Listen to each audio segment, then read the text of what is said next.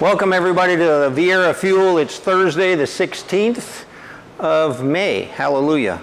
So I do have some maps here I'm going to pass out. You guys can look at them and pass them on, pass them around each way. Most of them are just of Jerusalem. And again, I have a map here of Israel. It would go all the way to the floor if I showed all of Israel, but this is just the most important stuff. There's another map over here of Israel, and then two maps on the wall of Jerusalem and the old city, the holy city of God. As I talk, I will pass out some other information on Israel, just to kind of see. Also, I've got these little crosses I brought all the way from Israel. It says Jerusalem on them. You can take as many as you want as long as people here get some, but this is the last of what I had, and I don't mind if you take some to your grandkids or to your spouses, so take what you want. As I get started, I want to tell you something. Some of you have heard this before, some of you know, maybe some of you don't. 2 months ago on Tuesday, the 16th of March, I was in Dayton, Ohio. I had a subarachnoid hemorrhage in my brain. I ended up in ICU for 13 days in Dayton, Ohio. And the key for this group, when I found out the seriousness of it, I was never afraid. Not because I'm courageous, not because I'm strong. I knew that I potentially could inhale in that ICU room and exhale in heaven. I knew that Jesus was there. I never fretted or worried about my own security. I was more worried about my children and my friends. I got word to my son. He lives in Columbus, Ohio. He was able to come very quickly. But within the first 6 hours, emergency room doctor and then the head neuro ICU guy in Dayton, Ohio at Miami Valley Hospital. You know, I wasn't trying to be flippant, and I told him I'm not courageous, but I said, just like in the movies, am I going to make it? And he had two doctors within 6 hours says, we can't tell you if you're going to live or die. The first 7 days when you have this type of hemorrhage is the most critical. 30% of the people die. 30% have lifelong lasting paralysis or speech difficulties. And 30%, like myself, live to serve another day. I'm convinced. Well, yeah, it's not even being convinced. Jesus healed me as soon as the brain bleed happened. I didn't get, they did 3 or 4 CAT scans the first day and the next day, and the brain bleed wasn't growing. But not until the next day, they went into my vein on that Friday and then the following Tuesday. It took them a little while to find my walnut-sized brain. They said, roll your head around so we can see where it is. But they went into my brain twice. And this is why Jesus healed me. They never found the source of the leak. They never found where the blood came from. I'm convinced Jesus healed me. Amen. I do have another CAT scan tomorrow, and then a follow-up with the Cleveland Clinic on the 28th. I think it's going to be routine because I'm feeling well and all that, but I'll know for sure then if I can resume some other activities. But the key is Jesus is alive. He healed me, and I'm convinced now I'm going to tell everyone, not just about me being healed, but that Jesus is there and he's real. One other story, just on a phone with a good friend of mine in Enid, Oklahoma. He was the officer above me. He was a captain in the Air Force when I was in Korea in 1988, and I've been in touch with him ever since. He's got Parkinson's from Vietnam exposure to Agent Orange. But he's had heart trouble. He's had congestive heart failure for about 6 months. And he wasn't a believer a year ago, and I've been working on Ed, and I've been working on him. But Ed always gave me the feeling that he was just saying it because I was asking him about it, right? You know those types. I said, Ed, do you really, truly believe? Oh, yeah. And you had to know Ed, but he'd be like, yeah, I believe. Well, today he called me and said his congestive heart failure was getting worse, he thought. And he went to the hospital yesterday, and they were going to get ready and check it out. I'm not sure if they went up in his vein or did it through a CAT scan, but the doctor said, I've got bad news for you. 100% of this particular artery is blocked. But the good news is your heart regrew another artery that bypassed the blockage. Come on, dude. Hello? So in my life, Jesus has been real busy in the last 2 months with my situation and my friend, and the doctor said this is so rare, they don't even talk about it very much. But he's now, the congestive heart failure is gone away, and he doesn't need to have open heart surgery. So hallelujah to Jesus. Any questions I can answer real quick about my brain bleed? I will give you an answer. There was no symptoms. 9 o'clock in the morning on Thursday, pow, like right in the center of my head. No headaches, no nothing, no dizziness. I didn't pass out, just pain. And I'm like, wow. So I stood up and got really sweaty and nauseous feeling. And then from about here up, just a lot of pressure. And if you'd have been with me, I was staying at a friend's house. I was supposed to be the best man at his wedding 2 days later, which I didn't make. And but a lot of pressure. And I said out loud verbally, Bill, I think you're having a heart attack. So I did have high blood pressure. To me, high back then was 150. So I was taking some medication for it. So I thought, well, I'll check my blood pressure because I travel with the blood pressure machine. It was almost 200. So I knew something was up. Got a hold of the emergency room. Now, none of you guys are prideful, right? Your wives never tell you that, right? Men don't have an issue with pride, right? I ended up driving myself to the emergency room, which I do not recommend.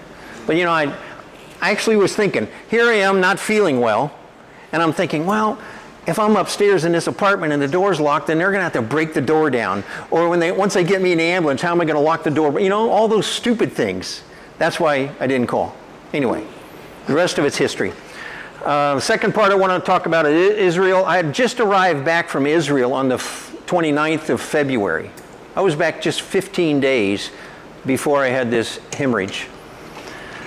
Israel has great medical, great technology, and I'm sure I would have been okay there, but I was home. Then on the 4th of March, I drove up to Ohio to see my son. I was on I-75 the whole way. I stayed north of Atlanta in a Hampton Inn. And I'm thinking back, wow, what if I'd have had that hemorrhage at any one of those other points? But God let me have that hemorrhage, and I believe He let me have it because I lived in Dayton for 15 years. From 98 to 13. My son lives in Columbus. I had lots of friends. I wasn't in a hotel in the middle of nowhere. I wasn't flying back from Israel. I wasn't in the middle of nowhere in Israel. I think He let me get ill there. And there was something for me. I will say this too before I get into Israel. Many of you have known me for many, many years. I'm not looking for a pat on the back. I'm not looking for accolades and, oh, good job, Bill. But I think I've been pretty focused the last 6 or 7 years of what I've been doing. I'm not prideful about it, and I'm not like, oh, look at me. I'm not arrogant about it. But I've been pretty focused, and I thought I was really thankful for what the Lord had done for me and where He let me travel. But after this hemorrhage, I am more thankful and more grateful than I thought was possible. I don't make lots of plans 3 and 4 and 5 days out or 2 months out. Sufficient is the day, right, that Jesus says? That's all we should worry about. That doesn't mean we don't make plans, but I don't fret about things because I want to be right here, right now, and it's with you guys, or if I'm in Publix, or if I'm talking to somebody else about the Lord, then that's where I want to be, without my mind kind of wandering ahead. And so that's one of the big things He taught me, was that stay in the moment. Also, I think it was a shot across my bow of life to say, I'm still in charge. Okay? It was kind of a wake-up call to me to say, wow. Because I think sometimes we get in a habit, right? That He's always going to like not care or not be there for us. He does care, and He is there for us. So to Israel, I made my plans to go to Israel last August. I was going to go for 3 or 4 months. In the past, at some points, I'd gone for up to a year, sometimes 6 months, sometimes 4 months. But I made plans in August to go to Israel in October. October 10th, I was supposed to leave. And I'm in Atlanta on, I'm in Missouri on the 7th, the day the attacks happened. The day that Hamas, the murderous terrorist, attacked was the 7th on a Saturday. I was due to go to Atlanta the next day, spend 2 days to kind of rest up before I flew to Israel on the 10th. I flew to Atlanta on Sunday. Delta contacts me and says, hey, your flight on Tuesday is canceled. I'm like, okay. Again, already the Lord's working. I didn't worry about this. I'd shut down everything down here. I'd put my car in storage. I'd moved out of my apartment. Everything was go Israel. My banking and all that stuff was set up. And so I'm in Atlanta, and I'm like, I'm just going to go have a nice dinner in Atlanta. I'm not going to worry about this. Monday morning, I get up, get my computer opened up, call Delta. I'm looking at what's online, and the Delta rep says, yeah, Mr. Steinbrueck, your flight's canceled. There's nothing else. I'm like, you have anything in the next week? Because I was willing to stay in Atlanta a week, even though it would have been expensive. I'm thinking, I didn't mind coming back here, but I'm like, how do I get things going again? She goes, just a minute. I could hear her fingers on the keyboard. She goes, I do have one more flight tomorrow. We can fly you into London, switch you over to Virgin Atlantic, because Delta and United and all the American carriers canceled out immediately. But Virgin Atlantic and some European airlines were still going to fly in. So I said, that's fine. So same price. She says, you'll get there 1 hour later. So I'm like, good. So Tuesday rolls around, get on that flight, go to London, fly into Israel. How many have been to Israel? A couple, okay. Ben Gurion is the main entry point over here on the coast at Tel Aviv. Jerusalem is over here, about 60 miles away. But we're coming in across the Mediterranean 1 hour out. The pilot announces we're going to circle for a while. There was a rocket attack on the airport right when we were supposed to land. Again, I said before, I'm not courageous, okay? But I didn't worry. I think when we're out doing God's work, we're under His protection, okay? And what's that really mean? If I'm at a strip club getting drunk, I'm not under God's protection. That's in my vernacular. But if I'm out doing His work, He's going to watch over me. And like in the hospital, when I'm sitting there the second day and they said, hey, you may not live, I wasn't worried if I didn't live.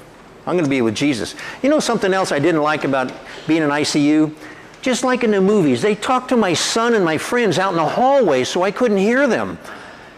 And I kept telling the doc, I want to know everything. The nurses, I want to know everything. Well, later my son and 3 friends said, wow, the first 4 days they told us, make everything right because you may not be here much longer. And I'm like, hey, I want to hear that. You know, I want to know those things. Anyway, getting back to landing, we land, and also the flight was full. More than half of the people were young people, Israeli American men and women, returning to come fight in the war. Their parents are American. They'd been to IDF training, Israeli Defense Forces. They'd already been trained. They were in college or they were whatever. And they came immediately. Half the airline was filled with young people that were coming back to fight. And that was impressive to see. So the first thing I saw when I get there is the people in the jetway. Because all of us on the airplane, we're coming from America. It's only what we'd seen on the news.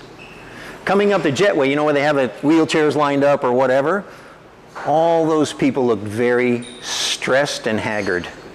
Well, like you would think. There's a war going on, right? They'd just come out of the shelter because there'd been a rocket attack. So that was my first experience with, wow. So I go through customs.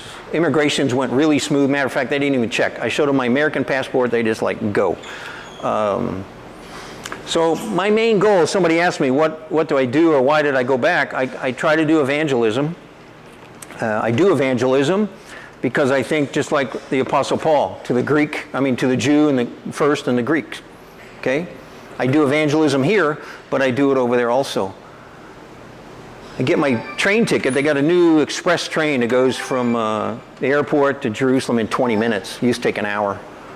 I have my ticket, and I'm pretty sure, you know, ticket track 1. But there's a young lady there, probably 30 years old, and I said, do you speak English? She said, yeah. I said, am I on the right train for Jerusalem? She says, yeah. I said, wow, you speak English. You live here? She said, yeah. I lived in America, and I'm American Israeli.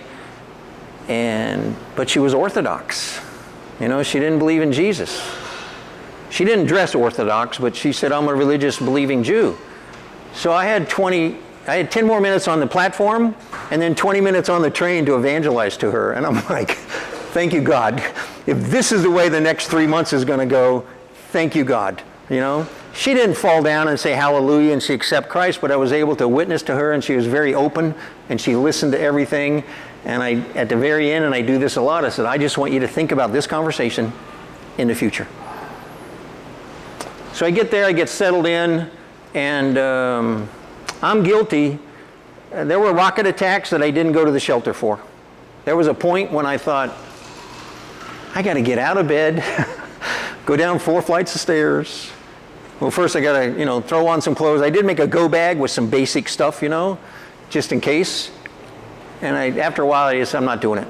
Chances of me getting hit by a rocket in my apartment, if that's my time, that's my time. I was outside sometimes, and I did take shelter. Jerusalem wasn't traditionally attacked or targeted because there's so many Muslims and there's so many Islamic, the Dome of the Rock, the mosque and stuff like that. They don't want to accidentally. I don't really think Hamas thinks about accidentally doing anything, but they didn't target Jerusalem very often. We got sirens, so see if I got a pointer here. Gaza's down here, okay? The northern part of Gaza, southern part of Gaza. Egypt is down here. Saudi Arabia is over here by my chair. Jordan, Syria, Lebanon. Iraq, and we'll talk about that in a minute. Iraq would be way over here. Iraq and Iran, way over here. About equidistant there. But Gaza's over here. And you can see it on that other map, right along the coast, right down here. So if they were shooting rockets, Israel is really good and we've helped them a lot, but they have a lot of their own technology. They immediately, as soon as a rocket breaks the surface of the earth, their computers and satellite can tell them the direction, velocity, where it's going to hit, when it's going to hit. So if it's going to an open field, they just let it fall. It's going to a town like Viera, sirens are going to go off. So a lot of times sirens will go off in the whole area because also they buy their rockets from North Korea, Iran, and Russia. What a bunch of junk. A third of the rockets didn't make it out of the launching area. Another third misfired and went somewhere else, and only about a third of them actually went to where they thought they were going to go. And these are unguided. They're like the pop bottle rockets we have. They're bigger. They're like drain pipes filled with gunpowder or whatever, 8 foot long or whatever, but they're unguided. So they do, it's like in the movies. You ever watch those World War II movies when the Russians or the Germans have those trucks with like 40 or 50 missiles and it goes. They're more to scare people. They're not accurate at all, right? And people are like, oh, look at all those rockets, but most of them don't go anywhere they're supposed to. But anyway, there were some times I was outside and I did take shelter. One time on the bus we weren't at a stop. It was a regular bus I take every day, and they stop and everyone's getting off. And I'm like, oh, it must be a rocket attack. I didn't hear the siren. So I just followed the driver. He got over by the culvert. I got down. 3 minutes later, everybody gets on the bus and goes back. How much damage does one rocket do? It could blow a hole in the side of a building like this. Has a pretty good sized warhead. The other thing is on the interception of the rockets, again, here's Gaza, Tel Aviv, Haifa, Jerusalem, Sea of Galilee. I was in I was in Tel Aviv one evening in early November. I was with the pastor from a Jerusalem Baptist church. Some of you might know him, Pastor Al Nucciaroni. We do an open air preaching in the immigrant district. There were some Orthodox Jews there. It was Friday night. There were some Orthodox Jewish people there, and I say Orthodox, they're the ones that the men wear the hat and their hair, and the women dress differently, long skirts, wrap their hair. But mostly immigrants, Chinese, Hindus, Malaysians. And there was a rocket attack, and I served 25 years in the Air Force, but I am not an expert. Definitely not on tracking rockets. But I'm standing here looking out. I was looking out towards the ocean, and from my left came 7 rockets. Quickly, my brain says, well, they're not headed towards me. They were headed kind of away from me. everyone else is going for cover, and I'm like, I've never seen this before, so I get my phone out, and I just want to capture it. 7 of them come up this way, and my friends are like, Bill, and I'm like, not right now. And then here comes Interceptor Iron Dome, and right there in front of me, all 7 were intercepted as like the 4th of July, you know. Boom, boom, boom. Now, I think they were 5 or 6 miles away. I'm not an expert. I did step back. The building I was next to did have a concrete overhang because I'm thinking about shrapnel. Because shrapnel, besides getting hit by a missile or damaged on the ground, falling shrapnel. Because you got not only this big piece of pipe that's now destroyed, falling in pieces, the interceptor. Ducking is a good thing. Well, I did step back, but to me the action was over. I wanted to see the interceptions, and they were big explosions. They were close enough you kind of felt the concussion. Like when you're close to NASA up here and a rocket goes off, you kind of feel the earth shaking and you kind of feel it. That's about how I felt on the explosions.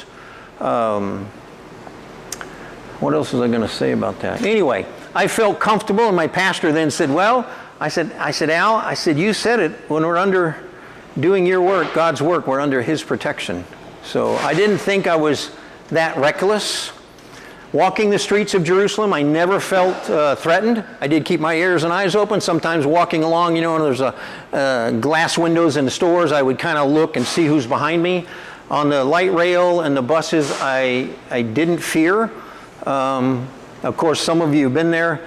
They have transit police, they have regular police, they have national police, they have the IDF everywhere. And a lot of the Israelis, I would say 20 to 30% are armed. They conceal and carry, or they open and carry, and nobody questions it, but they don't have the crime like we do. So at any point you have questions, you can ask. The third week, well, the first week I was there, I was staying in an Airbnb down in an area just south of German Colony, about 20-minute bus ride, 2.5 miles from the city center area. Right across the street was a farmer's market. So I went over there the first day, bought some vegetables, got to meeting the 2 couples that ran the food market, or the farmer's market. They were from an area down in the Gaza, down by Gaza, and I gave them money as a donation. Whatever I had in my wallet. I think I had 200 shekels, $50, I gave it to them. I went back next week, I'd rounded up some more money, I gave them $300. And the third week I went back, I asked them, can I go help on your kibbutz and pick the vegetables and package them up? They would bring in a big truck, 8 or 9 pallets that are stacked higher than this, of everything from carrots to potatoes. They usually had Indonesians and Malaysians picking, but they all left. Some of them were killed. So they found an agricultural kibbutz up in the Sea of Galilee area, and they brought all the students down to do the, they had a dormitory and all that, so all the students got some relief from not going to school, because as soon as the war started in Israel, that Monday school was canceled. College, secondary education, high school, kindergarten, everything was canceled until mid-January. So they had all these young people harvesting. I don't know if this shows it better. Let me just do here. So, right, the border with Egypt is right here where my pin is. They were right down here in the corner. We were 5 kilometers from Egypt and 2 kilometers from Gaza when we were working. Everyone, the men, all the Israeli men had M16s over their shoulders, sidearms when they were on their tractors, and that's kind of interesting because I grew up in the Midwest, and it's hard to envision, somebody out on a corn picker in Nebraska having to arm themselves just to get their crops in. But they did. The people were great. The young people were great. They were playing Israeli music all day long. Well, they started out in the morning at 9 o'clock with Israeli music. So I asked the head guy, I said, hey, I'm a Christian. I wore this the whole time I was there on the outside. And I said, hey, I love Israeli music, but I said, how about once an hour you let me pipe in some Christian music? He said, oh, that'd be great. So every hour they got some Hillsong or some Bethel worship and all that. But the young people were so good to work with. And what happens for me when I'm in Israel, 2 of the greatest, or 2 questions, but the second one's the greatest. First question is, where are you from? We have lots of problems in America, but do not worry. The rest of the world still thinks we're pretty cool. You know, they look at America for leadership and guidance and our Christianity, and you don't hear all the bad stuff. I'm sure there is some bad stuff, and sometimes people would roll their eyes if I said America, but 99% of the people want to hear about America. Or they'll tell you, oh, I have an uncle who lives in Chicago, or I went and visited Washington, D.C., you know, so they like that. But then the second question, even before the war, I've been to Israel 5 times since 2018. Why are you here? They'll say. Then they would say, you know there's a war going on? Why are you here? I says, yeah, I love Israel. And they look at you like, well, I've heard all these things about Christians. The other thing is, I differentiate. When I say I'm a Christian, I immediately follow that up and I say I'm not Catholic. You know, Catholics have killed more Jews in history than any other single group in all of history.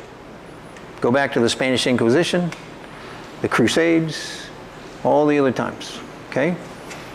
So I make it, because they have a bad taste in their mouth about Catholics. So I say I'm a Christian, but I'm not Catholic. And then they're like, some of them, they never met a Christian before.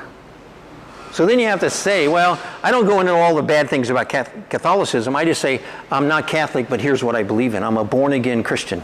But it opens the door. It opens that door, and I say, well,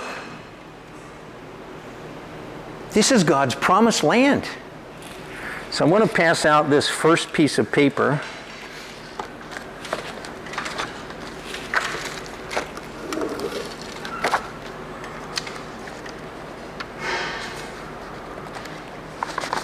Pass this around. The darkened area, and it shows the whole Middle East all the way over to Iran, but the darkened area is the land that God promised to Abraham, Isaac and Jacob, and Joshua. All right? So you see the black line, it outlines everything. That's God's promised land. I say to these people, well, this is God's promised land. Most of them know what that is, but there's some of them that say, what do you mean? Right? They're just like in America. My view is 1/3 of the people are religious. They're diehard religious that believe it, eat it, wear it, and all of that. 30% are kind of like our Christians that only celebrate Christmas and Easter. They might wear a kippah once in a while, they show up for Passover, but they only go through the motions.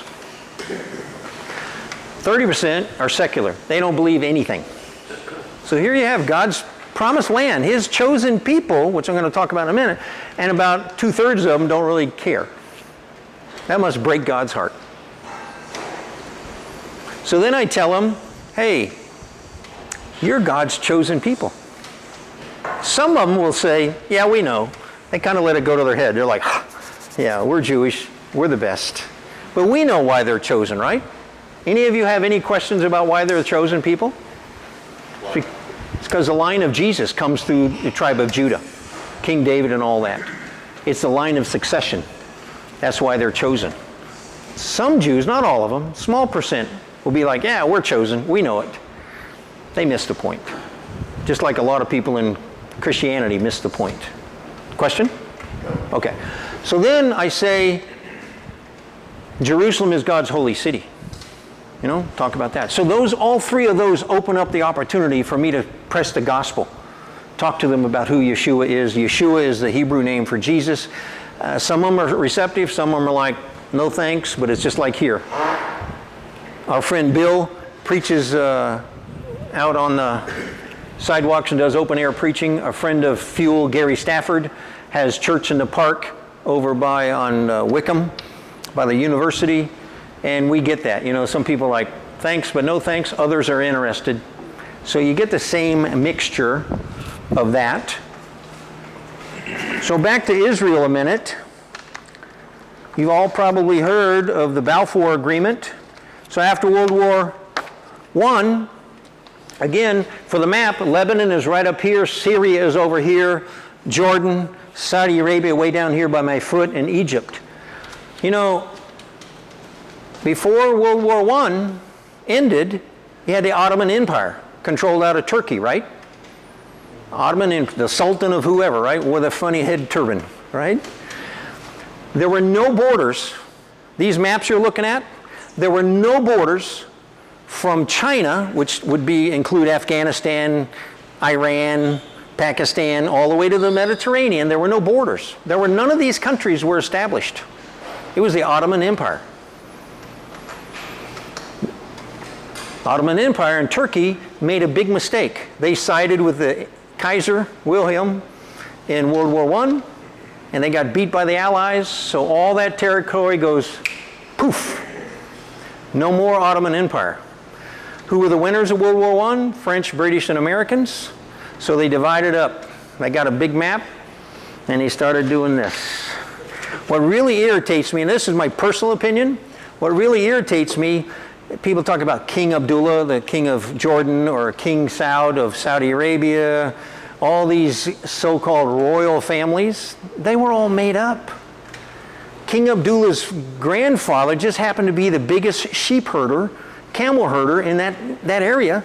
So the Brits says, hey, you know a lot of people, you seem really good, we'll make you in charge. Same with the king of Saudi Arabia. There's no bloodline that goes back hundreds or thousands of years.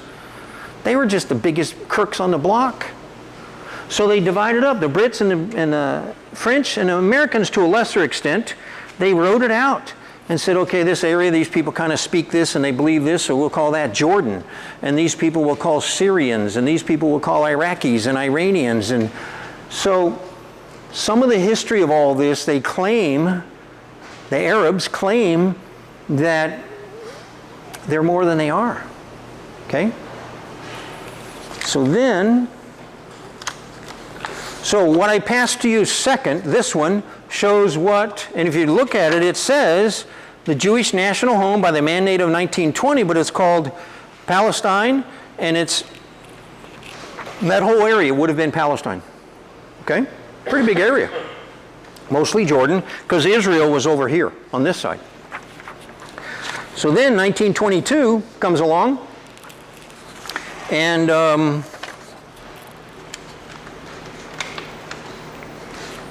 1922 comes along, and they kind of mix it up a little bit, and they take a little sliver of what is known as Israel today and gives it to the Jewish people. Said, this is your land. The Arabs, who call themselves Palestinians, still had all that other land. If you look at the second map, they still had all that other land that could have been Palestine. They ended up calling it Jordan. So Palestinians really had their own land, but they wanted the land of the Jews. And why? Guys, I'll be quite honest with you right here and now. Islam is the problem. Not the people that are brainwashed. Not the people that have been lied to by Muhammad for 1,600 years. But Islam is the problem. It's not the land. Islam and henceforth Muslims hate the Jews. That's a whole other discussion we can have. You can read about it. They hate the Jewish people. They hate everything about the Jewish people. Maybe all the way back to Abraham, right? What was the big deal about Abraham with Isaac and Ishmael? What was the big deal about Abraham and Sarah with God? One word. Disobedience, right? You remember the stories. God came to him and said, hey, you're going to have a son someday. And they're like, yeah, okay, right. Sarah didn't want to wait. Got Hagar, sleep with Abraham. Ishmael comes along, right? Disobedience. Then you look at the difference between Isaac and Ishmael. There were differences there. Isaac and Jacob, you know. I mean, the Bible is complete with where this started. Okay? Goes way back. But Islam wanted all that area. And it's like, you know, when you win a war and you lose a war, right? There's winners and losers, right? What do they say in some of the movies? The winners write history. The losers don't. So I always say, because Muslims will say, Arabs will say, well, it's unfair. Well, I'm sorry that your leadership in the Ottoman Empire sided with Germany and got beat. But you know, in history, Muhammad, when he started out in the 600s, they would take their hoarding armies and go up to a town or an area and say, surrender or we'll kill everybody, right? So if we use, because the Muslims think that this land ought to be all theirs, regardless that Ottoman Empire got beat, right? Well, we could use the same argument for them. When they went into North Africa or other places, well, you took it by force. Why don't you give it back now? Of course, they don't want to listen to that.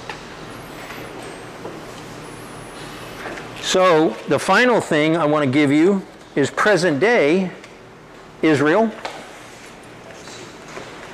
So what turned out to be a really large area, that the first map that had the really black bold line and showed what God gave Israel, this is what they ended up with.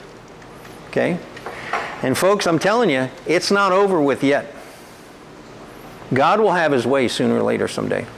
When Jesus comes back, Israel will have its land. So with that, today, this dark green line outlines the West Bank. I've said this before at F.U.E.L. I used to think, here's the Sea of Galilee, here's the Dead Sea, and this little pink area and the little line that runs down there is the Jordan River. When I used to talk about the West Bank, this is west, this is east, north, and south. When they talked about the West Bank, I used to think it was just that little pink area. I used to think, well, what's the big deal if Israel gives up like 5 or 10 miles right along the river? That's no big deal, right? It'd be like an intercoastal here. Everything from the Indian River to the ocean, you know, okay, we'll give that, right? But the West Bank is actually this large area. It takes up 1/3 of Israel. They've already given up. Back to 1992, the Paris-Oslo Accords, signed a peace treaty. Parts that got forgotten, Israel gave the land. The Palestinian Authority, which was the governing force there, was supposed to have peace. Supposed to go out and arrest the guys that tried to kill you. Supposed to put people in jail if they harmed Israelis. They never did that. They never did that.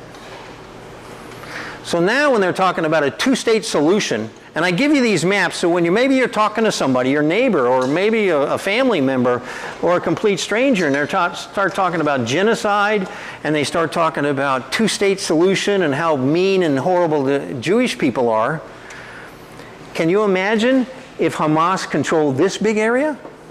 They don't. They only control down here. Because back in the early 90s, after 92, the thing with President Clinton and Menachem Begin, when they developed out the Oslo Accords, 2 years later, Hamas was just a political, supposedly nice political group. They came in and won the local elections in Gaza, and they took over. They threw the Palestinian Authority out, which would have included Yasser Arafat, and now it's Mahmoud Abbas. Okay? Because in this green area here, they have their own localized civilian government. They have their police force, they do the water and the sewer and the trash, not very well, but they have all of that. That's the Palestinian Authority. Well, down here in Gaza, Hamas came in and kicked them all out, and then it just went downhill. Gaza, at the time of the Oslo Peace Accords, was like the French Riviera. It was a beautiful resort area with lots of jobs and lots of opportunities, and Hamas has destroyed it. Why? Because they hate the Jews. They hate the Jews. They use the people. Side note, there's been 270, almost 280 soldiers killed after October 7th in the army, fighting in Gaza. 270. It doesn't seem like a lot when there's 35,000 Gazans that have been killed, okay? Israelis real good at what they do, but what doesn't make the news, half of those 270 were killed trying to save and protect women and children. And what's that mean? There's women and children over there at Books a Lot, so you're a soldier and your boss says, go over and get those women and children and bring them over. So the guy, 2 of them run over, other guys are covering fire, and these 2 guys get shot halfway over. They were trying to save women and children. That never makes the UN reports, that never makes the liberal news. Israel, if they wanted to wipe out all of Gaza, they could have done it in the first month. They had the firepower, they had the munitions. This happened before the war, but during the war, Israelis are so cool sometimes. They would have all the phone numbers of people in this particular apartment building. Had all the phone numbers. Now, I guess through AT&T or T-Mobile or Verizon, we could figure that out. There must be a, what do they call it? You know when we get those scam callers? There's like a hot room where you can hear in the background people are talking. You know what I mean? I don't know what they're called. Boiler rooms maybe, right? Israel has some boiler rooms all over the country. They would call everybody that lived in this apartment building and say, get out of the building. we're knocking it down in 30 minutes. You understand the gravity of that? And the UN and liberal media says, oh, they're rampantly killing everyone. No, they're not. Get out of the building, we're knocking it down in 30 minutes. Fallujah, Ramallah, right? I'm talking about Iraq, right? Some of you guys served, some of you had relatives that served. Afghanistan, Vietnam, Korea, World War II. We didn't call anybody. America didn't call anybody to get out. You know what I mean? And now we're pointing the finger to Israel for trying to save lives. To me, it's just crazy. But it's the way of the world. It's part of their burden. But we are being so unjust with Israel. Never once. You look at the headlines just today. Look at the headlines today. Israel this, Israel this, Israel that, Israel this. Nothing about what Hamas did. Hamas killed 4 soldiers yesterday. Nothing in there about what Israelis are losing.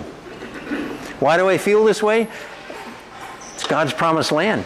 They're His chosen people. And Jerusalem is His holy city. As Christians, I don't know.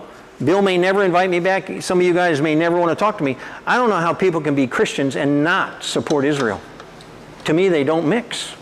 If you believe in the Bible, from Genesis to Revelation, when it says amen, if you don't think God's got a plan for Israel and they're part of that plan, man, oh man, I don't know how you do it. Some people are that way. Now, I personally, this is my personal thought. I'm not a pastor. I have a lot of respect for people that are. I think we're witnessing potentially the separating of the sheep and the goats around the world. Not just here, but around the world. Why? Well, this country says, Israel, we're not ever going to support you. We're cutting you off. Okay, God's like, goat, right? These protesters and people up at these colleges, God's like, goats, right? The countries that say, Israel, we're behind you, we're going to support you. Sheep. I think it's biblical. Now, Jesus told that story in a little different context, but what was it about? Who He knows, who He's going to let in, and who He's not. I think also, I know for myself, I don't think I'm any better than anybody else, but I think I have more discernment today in my life about things like Israel and Hamas and the terrorists than I had 10 years ago. I think God is pouring out discernment on people to say, wow, that's right on. This is ludicrous and crazy. How many of you have relatives or friends that see the situation in America and say, there's not a problem. I'm voting for Biden again. Well, it's surreal, yeah. How does that happen? We see the same news, right? I'll go back to 2 Thessalonians chapter 2. It's about verse 9 or 10. God says because they believed the lie, which was about not knowing the truth, He would pour out a delusion on all of those people. There's 90 million people in this country that are in a delusion, I think. It's not that Trump is that good, okay? Trump's got a lot of issues. I have a lot of issues. Men, you guys each have a lot of issues, okay? That's not what it's about. It's just the focus of what we're doing and about Israel and about our country. There are some people, and some of mine are relatives, they're delusional. It says strong delusion. Yeah, strong delusion. That's pretty good. Okay? So going down to the fields and helping these people was just quite an experience. Being an American there, helping them and telling them that not only did I love them, but Jesus loved them, and that we're going to support them. Because a lot of them would say, well, what about the news that we hear that there's lots of dissension in America? I said, there is some, but a Christian, especially a born-again Christian, they're going to be behind you 100%. So another thing I got to do, I volunteered my first trip to Israel, 2018, for 16 months with Bridges for Peace. Jack is here from Bridges for Peace. They speak every couple of weeks. At the time, I worked in the warehouse. Anyway, I went back to my friends there and said, hey, I'd like to volunteer once a week. So they let me come in once a week. And sometimes we delivered, it was in the bio, I think we delivered food and vegetable, or food and stuff to Holocaust survivors. Now, I'll be honest with you, most of Holocaust survivors now were not adults in the camps. Most of those people are gone. These would be children that were orphaned or sold off or whatever, but still they're considered.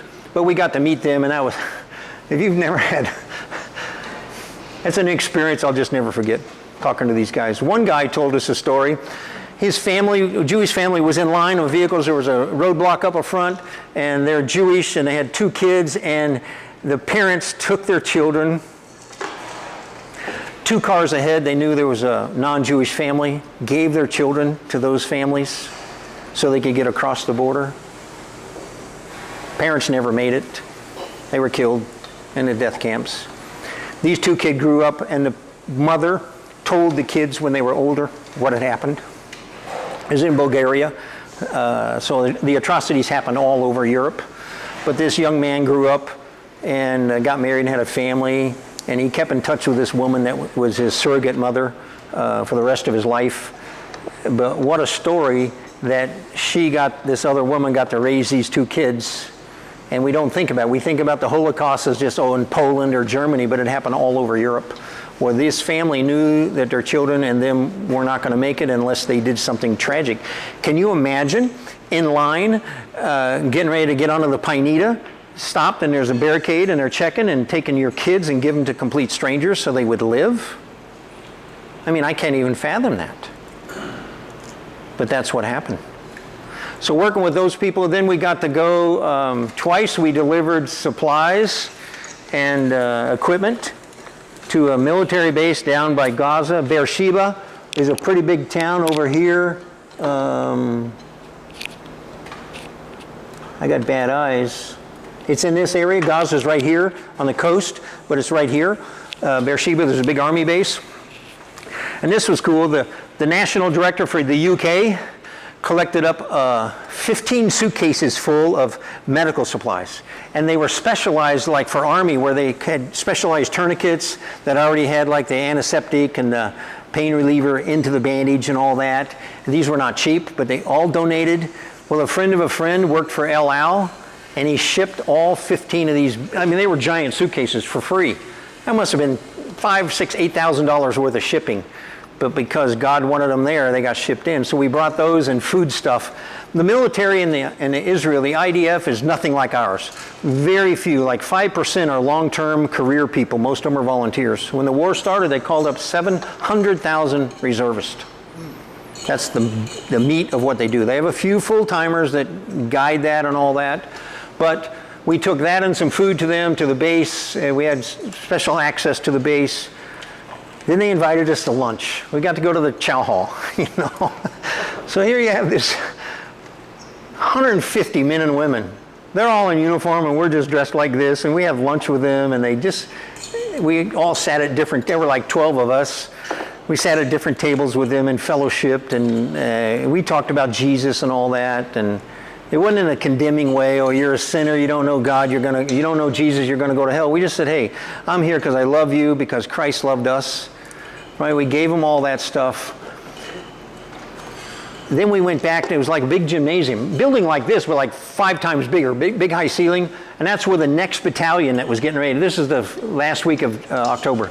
The next battalion that was going to go in and relieve the battalion that was in Gaza. They were the next ones in.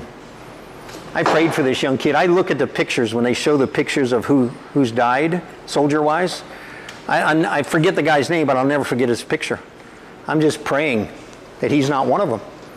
But I told him about Jesus as we were departing, and I said, hey, when you get in a tough situation, you call upon the name of the Lord. I just hope that I never see his picture. So we got to do that twice. And then I was on the street. I still was helping the gypsy community when I was there with all sorts of things and spreading the gospel. It's like 5 minutes to go. I'll answer questions if you have questions. Yes, sir. You know, my trip to Israel a few years back, there were some rockets going off right before we left to go over there. So, you know, your attention, gets your attention. Yes, it does. But when I was in Jerusalem, I never felt unsafe. Yeah. Because they know the Jews and the Muslims, and they know who's buttering their bread. That's right. And it's us. That's right. Our money. But you're going over there and being in the greater Jerusalem area, after this started, these Muslims and Jews walk side by side, What was the tension level like in Jerusalem between the two groups? Not If you bad. noticed No, it was not bad, even though there's a war going on. It's hard to say this Palestinian or Arab who calls himself Palestinian or this group is not dangerous, because you don't know, because they all dress the same. Right. I don't want to sound racist or be no stereotype, but you can't tell. But most, even though they're Muslims, and the women will wrap their head, they don't cover their face like they do in Afghanistan, but the women are obvious. Now, some of the young women will dress in Western clothes and blue jeans and stuff. Even the men, most of them don't want trouble. It's their religion, it's how they grew up, but they don't hate the Jews. Right. Take into account several times when the leaders in Hamas down here and up in Jordan, up in Lebanon, they would call for a national uprising in the West Bank. Right. It never materialized. No. That- Yeah, I'm just kind of curious about that. Yeah. Because I never saw an angry looking Palestinian or Arab inside Jerusalem or on my travels. You can tell just the way they dress, and they're proud of their heritage. So some of the young men cut their hair a certain way, and they'll wear ball caps and stuff.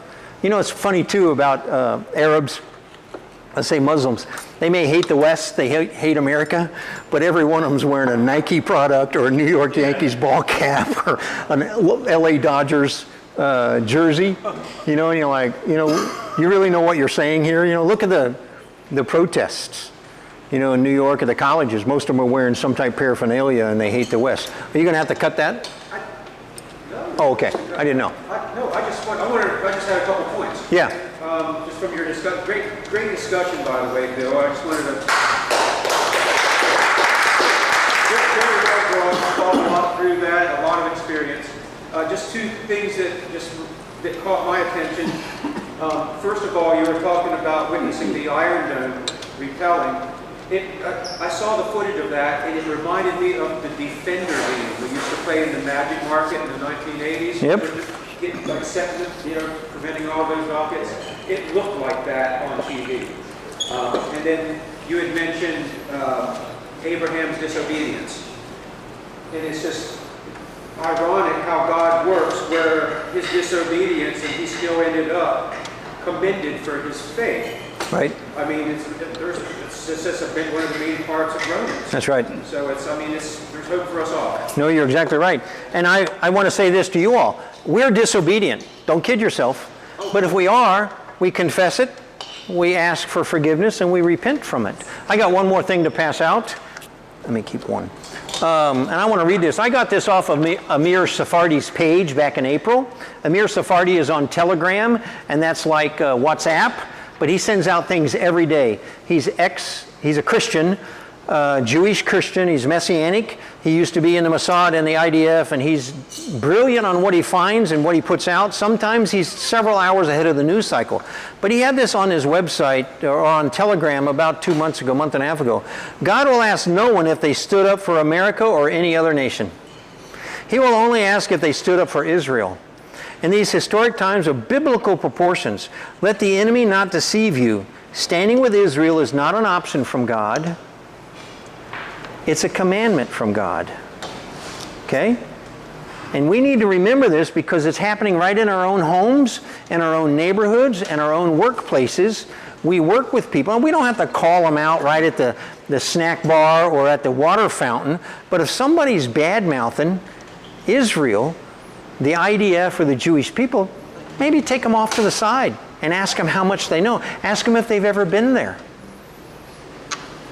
Because the facts are the facts. Yes, sir.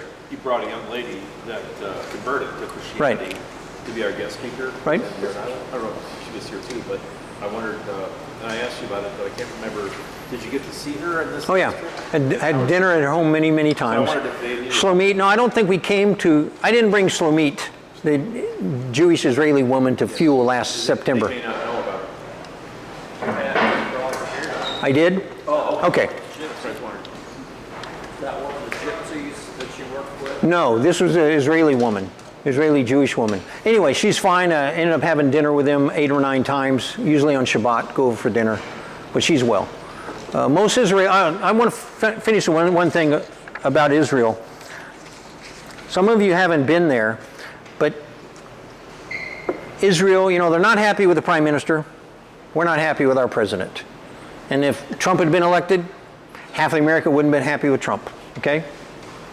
They're not happy with Netanyahu. Personally, my opinion, he won't survive the election whenever that happens just because it's his third term. He's been around for 12 some years. He's made some mistakes, but look at America.